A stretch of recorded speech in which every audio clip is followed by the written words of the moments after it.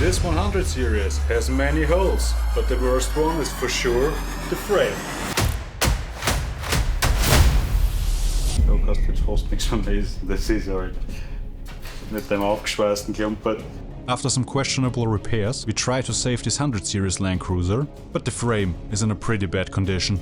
I found new holes. It's 1, 2, 3. We need to cut the frame open to get a closer look, but there is a twist. The body still sits on the frame.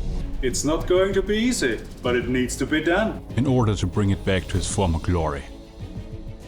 But we will face some tough challenges along the way. That's pretty bad. Actually, it is too thin to weld anything on there. And make some discoveries. Little change of plan. Surprise, surprise!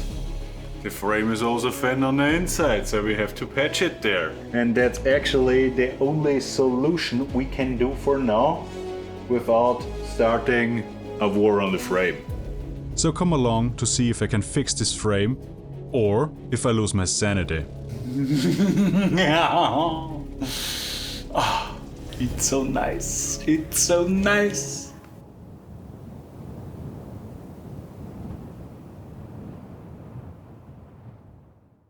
So, my brother thought to buy a cheap 100 series. It's a pretty good idea.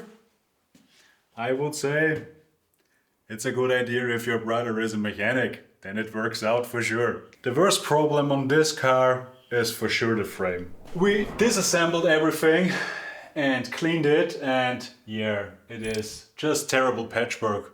Also the frame. You would say, hey, it's actually a pretty new car. Yeah, it is, but 100 series is like rusty as a 60. Especially in the rear segments of the frame. And this one is just as all of them.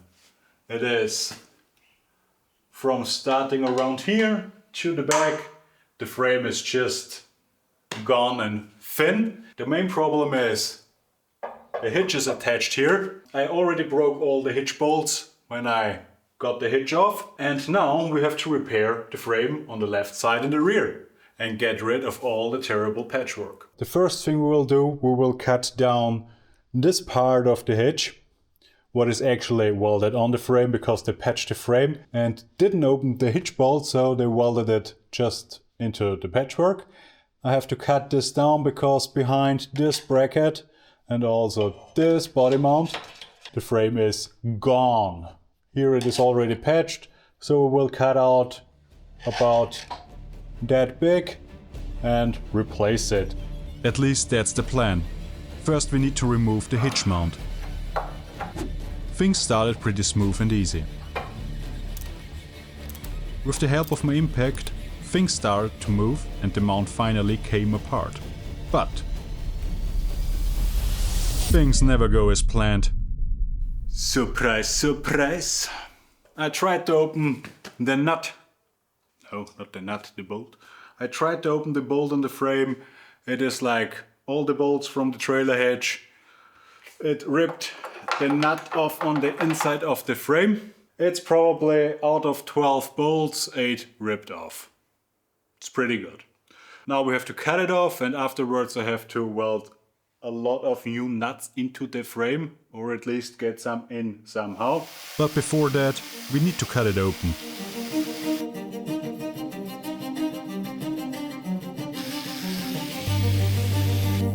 And down it goes. Save me, save you. We are all lost all together. Save me, save you. We are all lost all together. Mmm. It's like Swiss cheese. I found new holes. Next thing is we have to cut down the body mount. Behind the body mount there isn't much left of the frame. We will try to open the bolt of the body mount, but pretty sure it will rip off. They nearly always rip off. And then we try to cut open the welds, the original ones. So I can more or less, wouldn't say save the body mount, but so I have a body mount in case I have to make a new one. Yeah, I hope I don't have to, but we will see. Now it's time for the mount. And there goes the bolt. Now we can finally cut off the body bracket. I need to open all the welds in order to get it loose. I simply shovel a spare metal between the body and the frame to get some space. After some hammer taps, the body bracket is out of the way. But of course, there is already something waiting for us. That's pretty bad. I cut the body bracket down, and what we see now is actually a pretty damaged frame. Actually, the last 50 centimeters of this frame is pretty much gone. What we do now is we will cut out the entire section. There's my pen. There's the dog. We will start around here and cut this entire section out. I will cut out another C profile on another frame I have from a 90 series. It is kinda the same diameter. We will make it fit and replace this part of the frame because, yeah, the hitch is attached here, so it should hold up. Would be pretty important to not lose the trailer on the Autobahn. With the help of my partner in crime, it's time to mark where we need to cut the frame. I don't cut it right off the edge of the rail, but 3 to 4 centimeters below it, because otherwise, when we weld in the new piece, it will be a pain in the ass.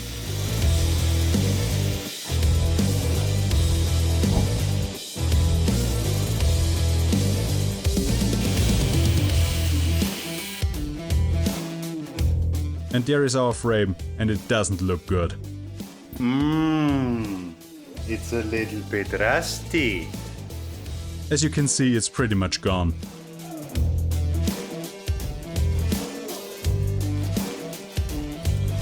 I cut out the last 50 or so centimeter, actually a little more, because the outer layer of the seat was rusted to hell, also the bottom side of the outer layer. So we put actually new C from the outer side over it and clean everything out in here. I mean, what we see here is, I wouldn't say minor rust, but okay-ish rust. After the welding, we have to put a lot of cavity wax into the frame to at least slow down the rusting.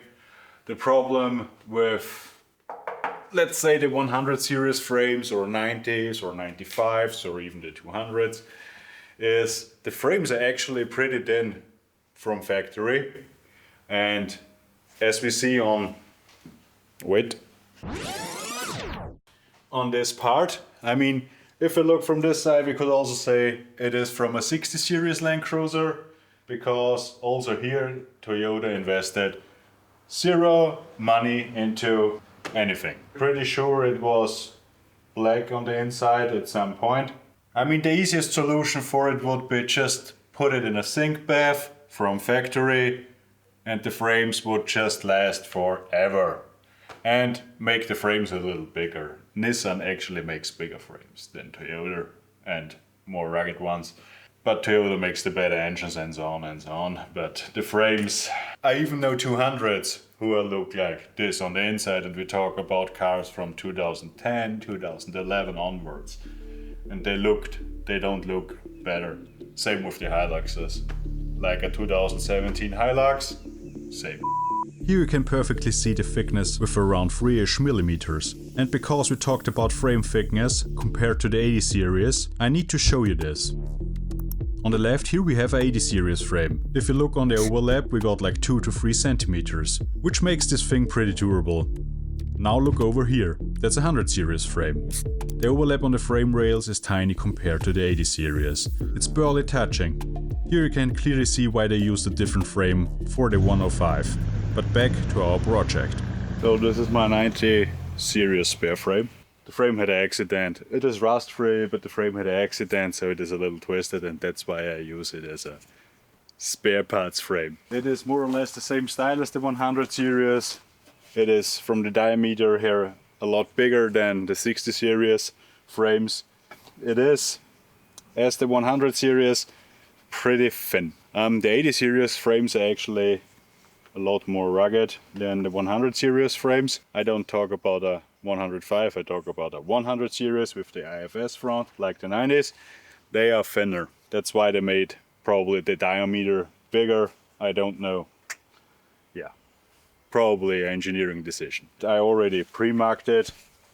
It's probably that big. I will cut out, and afterwards I will put the old piece over it, mark it, and make something that fits more or less the frame. Will be not entirely the same, but actually on this frame it is still a repair. Normally you would have to lift off the entire body to make it, let's say, the entire thing, and be sure that there is no hole somewhere else. But that is for a roadworthy inspection and also to not lose the tow hitch. Now it's time to cut the spare frame open.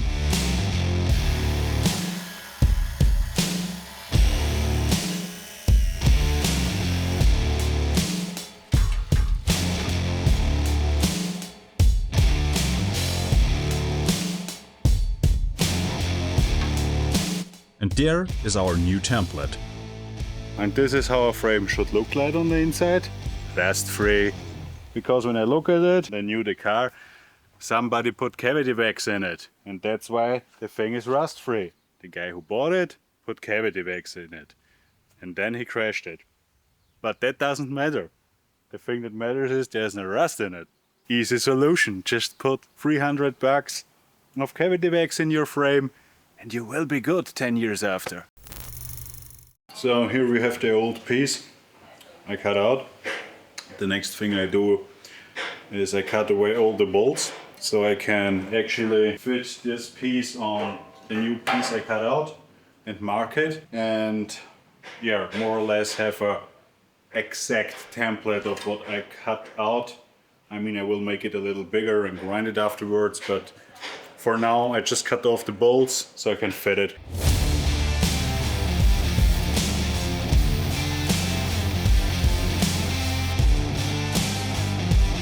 After cutting off the bolts, we can almost fit it onto the spare frame part of the 90 series. But as you can see, the old template is far away from being straight, and therefore it's not really easy to get the new one in shape.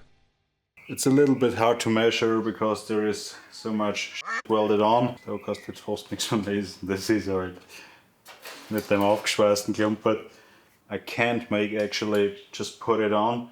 I have to measure it. Also my cut is not entirely straight because when the body is on, it's much harder to cut it as on a frame. If you have just a frame without a body, it is not easy, but easier to cut something out. After we marked it, I will cut it out. Then I have also to shorten the underside of it so I can fit it over the frame because the frame is so narrow in the rear. But first I will cut out the up section of the C, and then we will cut out the down section. So it will stay how it is for now, and afterwards I will just fit it and we'll weigh it around and measure and grind, and afterwards at some point it will fit. Hopefully. But at this point I didn't know what is ahead of us, but pretty soon you will see what I mean. But for now we get everything ready to fit the template on the 100 series. With a little bit of shaping it will sit pretty much perfect.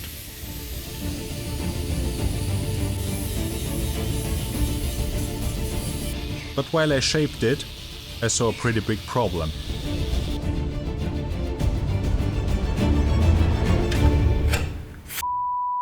Actually, it is too thin to weld anything on there. I did grind the frame out, get rid of the rust on the inside more or less, or the plate rust, you know, when you knock on with a hammer and the rust just falls off.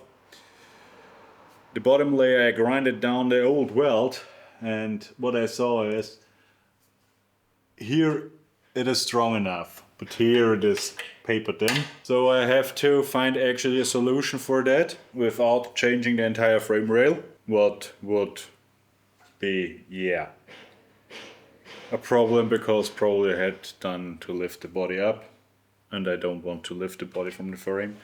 So I will put in a stiffener plate actually on the rear. I have here this bent piece. What I will do now is, as I did it on the 60 frame, drill a lot of holes in there. And then grind everything down, drill holes into the frame from the back side. Put like this a stiffener plate in there. Shovel it all the way in as far as I can. Weld everything and then put the template over it, because then the bottom layer will be this plus this. It will be then like 4.5 millimeters, what is plenty. The original frame is barely 2.5, what is actually very thin. And then we should be good.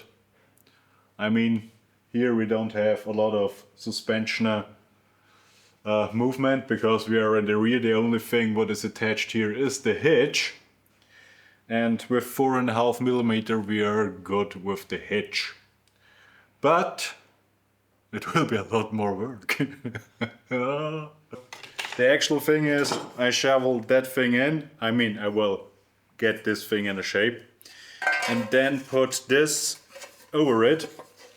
So when this U is in there and this goes over here, we have again plenty of material to hold the hitch. What is very important. And that's actually the only solution we can do for now without starting a war on the frame. And after this discovery, we pretty much called it for the day.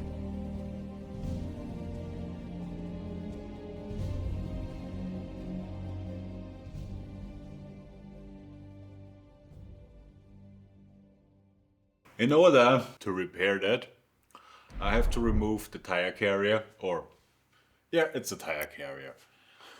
But you can guess actually what will happen. I have to open some bolts and I think they will just rip off instantly. And also I have seen behind the tire carrier, it looks like the frame is also thin. But we will see it. Now I will rip off the bolts, so I have plenty to do afterwards to weld it out and weld new nuts on. And also we will look if the frame is thick enough on the inside. So it's time to get the tire carrier off. That's pretty easy, or at least I thought so. Off to a good start here. Little change of plan. Because all the bolts revolve, pretty much easy to cut them off. I got the bolts out, but it seems like things are not getting better. Surprise, surprise! The frame is also thin on the inside, so we have to patch it there. Behind there, wait, the bracket for the tire carrier, you can see it had plenty of time to rust and make the frame really thin. Before I make the outside and weld on my strengthening piece, I will plate, I would say, from here to here, here, where it is thin. Change of plan. Normally I wouldn't do that, but because the frame is so thin on the inside, there is no other option. If I leave it like this, it's just a matter of time until it's also gone here. And if you have to repair it with the strengthening piece already welded in, it's going to be a hell of a repair. So we do it the right way and cut it out.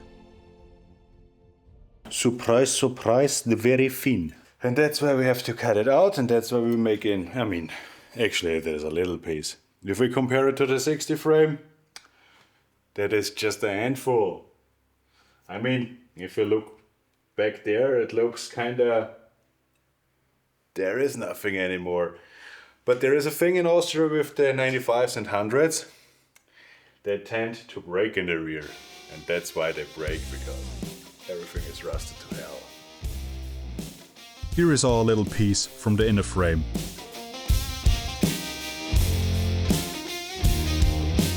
And seeing this always reminds me of the 60 series frame. But fortunately, this one is fixed pretty easy. I just copied the cut out piece onto my spare sheet metal and cut it out. And afterwards just put it into position and weld it in.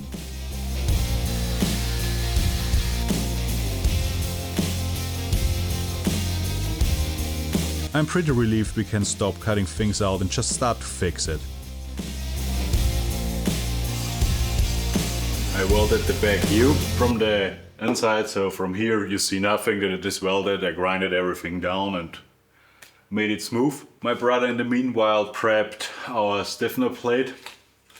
Why we use a stiffener plate? Because if you have the U, so the down layer of it, this one is already thin-ish, and because the hitch will be attached like this through it, we will put in a stiffener plate, plug weld everything, weld this corner, and afterwards we will put on the new outer U. And so it is really, so it holds actually something on the bottom layer. That's why we put in the stiffener plate, so we have enough material so the hitch will not rip out. What we do now is we put rust primer on here, wait until it is dry, and then plug weld everything, and then we will put on the outer U, or actually the outer frame rail replacement, what I cut out from the 90 frame. Another day. We painted yesterday the frame inside and also the stiffener plate. What we do today is we weld it in, or at least the plug welds. It will go in this way. I already marked the plug welds where I grind free the paint, so I can actually weld, because you can't weld on paint. It will go in like this. Afterwards I will make the plug welds, and then I will weld the bottom layer.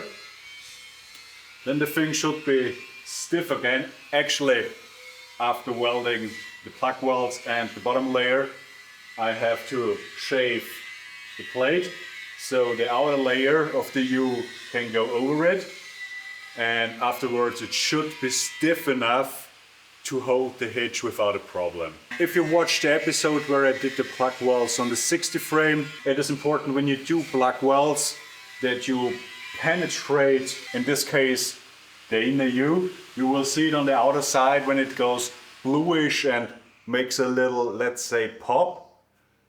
Then you should have penetrated enough that the stiffener plate will hold. And also, I mean, the stiffener plate is 30 centimeters long and we have probably 40 holes or so for plug welds. It will hold plenty. But just be sure you take your time and make everything so afterwards it holds good together. And it is not just connected on the sides. Here is a little list of what to keep in mind when doing plug welds. You can clearly see a nice penetration pattern. That's what we are looking for. But as always, take your time and don't rush it. So, I'm pretty much finished with welding the inner C. Yeah, here we see it. We have now here in the bottom layer again the needed thickness to support a hitch. I plug welded everything. The plug welds are actually not that, they are not so nice as on the 60 because, yeah, the frame wasn't sandblasted on the inside. But if we look from the inside, it gets a little bit bright. So if we look on the frame, we have here a really nice penetration, so it should hold up well. I painted the inner layer with several layers of rust primer. It is dry now. I finished to shape the piece of the outer layer. Now I will fit it and then weld it on. I did apply it as thick as possible, because we don't want to give the rust any chance. We are almost finished now, and the only thing left is the outer layer. I make sure it sits perfectly in place and then we can secure it.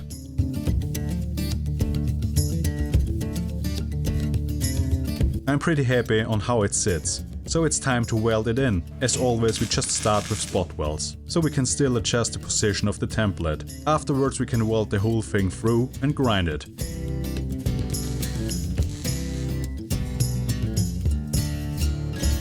So I'm finished with welding. When you look at the replacement piece, I mean, you see not much. It actually, I mean, sure, 100 series hasn't these holes, it is from the 90, but still, I mean, the frame was damaged from here to here. Replaced the entire section, stiffed everything up, and when I get with my hand over it, it is just plain. You don't feel it, it is straight in there. It's just nice. The last thing we have to do, oh, I forgot something. And when you put in, like, you weld the frame or something, and you are sure you put it straight in, I would recommend such a, let's say in German it is a Schweißnahtschleifer, what means a weld grinder. It's actually made that it is plain straight. It is actually made to just grind down the weld. So if you worked good and you work precise, you are able to just grind it down, or just grind down the weld, and you will see not much. I mean, you see more that the frame is rusted here where the plastic comes down actually, than that I welded in half a meter of frame. When you watch one of my last videos where I did the 60 series frame, where I was really precise with laser cut metal and everything, I already now have more than enough routine in frame welding that when I weld something in, that it is just straight in there and you will not see a gap or anything. It is it is actually for me important to get it straight in, so you don't actually see there was a big frame repair done. That is mainly because the laws in Austria are so, yeah, ridiculous. But still, if you don't see it, it just looks nice. And our last thing now will be, we have the old grimy, ugly body mount, what will mess the look up. I will clean now that grimy thing so I can weld it on. And then we put on the body mount back and we are good to go. Set and done. Now I have to clean up the edges a little bit so it sits perfectly in place. And it is time to fit the body bracket onto its original position. Be 100% sure on how it's set, because adjusting something afterwards will be a pain in the ass.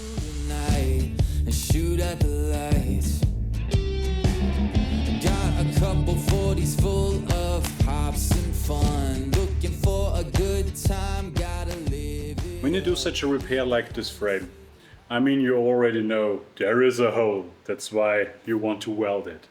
First of all, get rid of everything, the bumper, all the plastic, so you can really look onto it.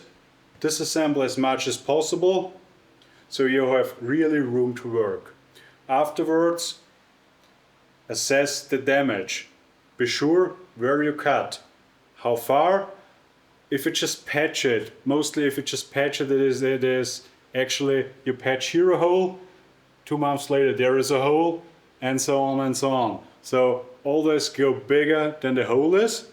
In this case it was nearly half a meter actually, because everything else would have been worthless, because work is always the same, or at least the amount of hours. So I would always recommend you do it the right way, so you have something that lasts and also looks good. When you have done an assessment of the damage of the frame, cut out your first section. And then look on the metal, how thin is it on the edges. Like on this one it was barely a millimeter. That's why we put in the strengthening plate to give the frame back a lot of stiffness in the rear, and also because the car has a towing hitch and also the car is used for towing. It was really important that we don't lose the hitch actually on the highway, or in our case the Autobahn. When you have assessed the damage and you know there is enough material left, take your time.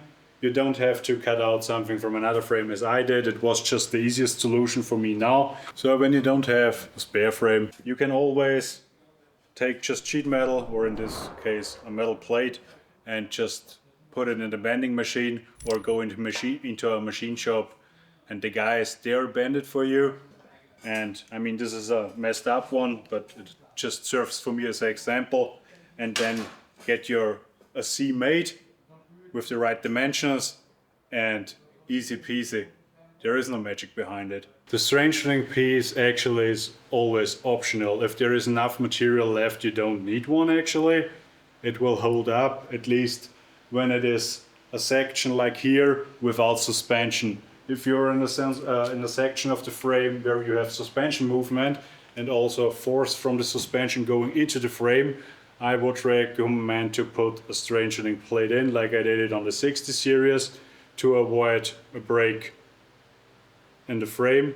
If you don't put a strengthening plate actually in it and you use the car a lot, there is a high tendency that the frame will crack somewhere with a strengthening plate. In this case, the frame now with the strengthening plate is about 8 millimeters. 8 millimeters is so thick. It will not break where the strengthening plate is, it will break before. Afterwards, in this case, is not possible because the frame, there is the end of the frame. And as it is here, there are no moving parts. When you look back on the 60 series, the strengthening plates were so long because they were in an area where the suspension was attached to the frame. And I made them so long because I wanted to avoid that it cracks besides the hanger or after the hanger. And the actual strengthening plate on the 60 frame goes like more than a meter into the middle of the frame, and there it will never crack. Never saw a frame crack there. They always crack right around the hangers or somewhere where force is applied. So just be sure, think about it, how much force will go into the frame, where is the hole located, but after all, it is not rocket science. Should be possible for most guys who are able to weld. When you take your time, it doesn't matter how long you take, if it is your own car. Just make it the right way. That's it for today's episode of Wrenching. I hope you enjoyed the frame repair, and we'll see us next time.